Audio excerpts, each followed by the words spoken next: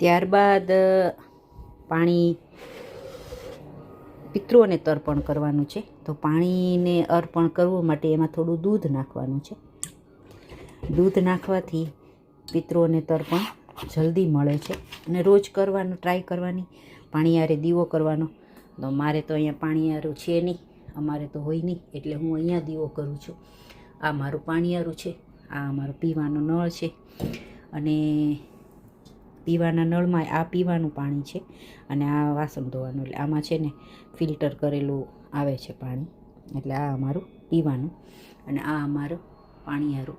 તો હવે આપણે દીવો કરશું આમાં અને પિતૃઓને પાણી અર્પણ કરશું. મૂક્યા છે હવે આ ચકલાને નાના જીવજંતુઓ ખાશે. હવે પિતૃઓને તર્પણ કરવા માટે અમુક શ્લોક નથી આવડતા હોતા તો કાંઈ વાંધો નહીં. આપણે પિતૃઓને એટલું જ કહેવાનું કે હે પિતૃદેવ, તમને શાંતિ મળે, તમારું મોક્ષ થાય, તમે બધા બાળકોને આશીર્વાદ આપો. અને પિતૃઓના માતાજી સ્વાધા માતાજી છે. તો હે સ્વાધા માતાજી, તમને ખૂબ ખૂબ પ્રણામ. અને આ પિતૃઓ તમે જ્યાં હોય ત્યાં તમારે શાંતિ થાય, મોક્ષ મળે ને તમે બાળકોને આશીર્વાદ આપજો. ને પછી ભગવાન ત્રંબકમનો શ્લોક બોલવાનો, ભગવાન શંકરનો.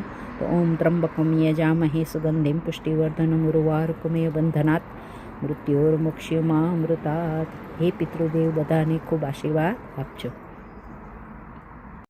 ત્યારબાદ પિતૃઓને અર્પણ કરી અને પછી આ દીવો પ્રગટાવવાનો છે. દીવામાં મેં તજ લવિંગ રાખ્યા છે એટલા માટે કે એનાથી વાતાવરણ એકદમ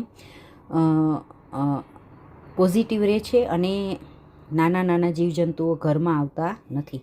તો આપણે આ દીવો પાણીયારે પ્રગટાવશું અને હે પિતૃદેવ, તમે બધાને ખૂબ આશીર્વાદ આપજો.